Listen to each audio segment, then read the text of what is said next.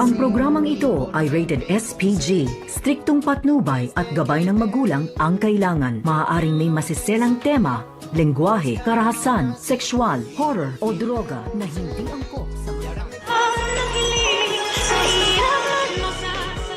Hinagulat nga dito ni Annalyn nang marinig mula dito kay Madam Lotus ang mga sinasabi nito na hindi maganda ang kanyang kutob at pansin ni Madam Lotus ang tunay na ugali at naaamoy nga nito ito ngang si Doc Carlos.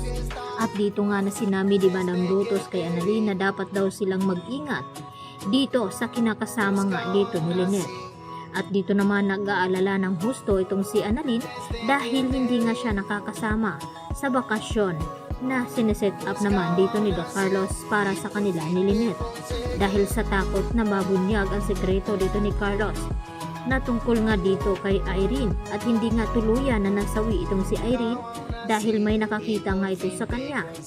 At dito naman na gumagalaw nga ang mga kamay ni Irene at dito humingi ng tulong ang mga tao nakakita nito at agad na isugod ito sa ospital ng Apex. At laking gulat nga dito ni RJ nang mapagtanto kung sino ang babae na ito. At ito na nga ang tinutukoy dito ni Michael na ex-girlfriend nga daw di umano dito ni Carlos. At kinakailangan na magamot agad ito dahil ito ang makapagsabi sa kanila sa tunay na ugali dito ni Carlos. Dahil sa tingin ni RJ na mayroong tinatago pang ugali na hindi pinapakita itong si Doc Carlos Benetes dahil sa kanyang masyadong mainitin ang ulo nito dahil wala namang ginagawa itong si RJ dito kina Lynette at Annalyn at hinatiran lamang niya ito ng pagkain at dito na nga na sinabihan ito ni Carlos na opportunista itong si RJ. At dito nga nagkainitan ang dalawa at muntik-muntikan pa ngang nasuntok ni Carlos itong si RJ kaya siya na lamang ang umiiwas nito. At sa pagkakataong ito na nakaligtas nga itong si Irene, ito na nga ba ang susi upang malaman nilang lahat na hindi tamang tao ang napili dito ni Lynette na kanyang pakasalan.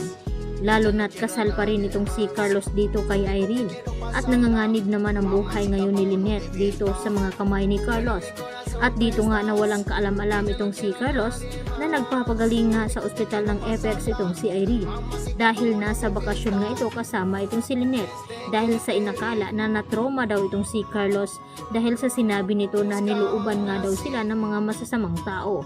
At dahil dito, ipinagtataka naman ni Chang Susan na kung bakit ganun ba katindi ang nangyari dito kay Carlos na umabot sa ganung sitwasyon.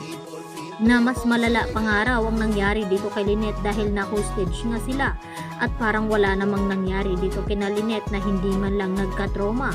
At yun din ang sinabi ni RJ na ganun ba daw katindi ang nangyaring trauma kay Carlos na umabot sa ganoon kainit ang kanyang ulo.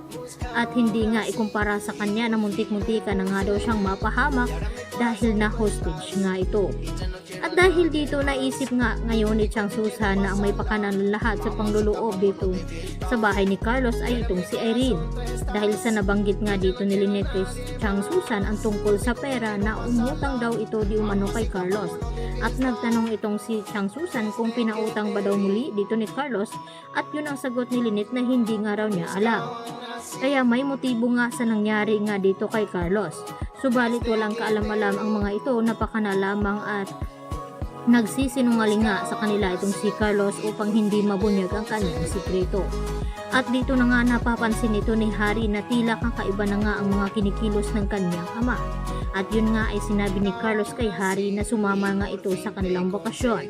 Subalit dahil pinagalitan niya ito at hindi na rin ito makakasama dahil alam niya ang pag-uugali ng kanyang ama na ayaw nga raw niya ito sinusuway. Sa ngayon ay nakaligtas nga itong si Irene at malalaman na nga't mabubunyag nila Annalyn at Lynette kung ano nga ba talaga ang tunay na pagkatao dito ni Carlos. At dito na sinabi ni Chang Susan na kinakailangan daw ito malaman ni Lynette dahil namimiligro daw ang buhay nito kasama itong si Carlos dahil hindi nga ito sinamahan ni Annalyn na magbakasyon dahil mas gustuhin nga ni Annalyn na magtrabaho na lamang dito sa Apex. Yan ang ating pakatutukan bukas mga idol, dito lamang yan sa Abot Kamay na Pangarap. Bye-bye!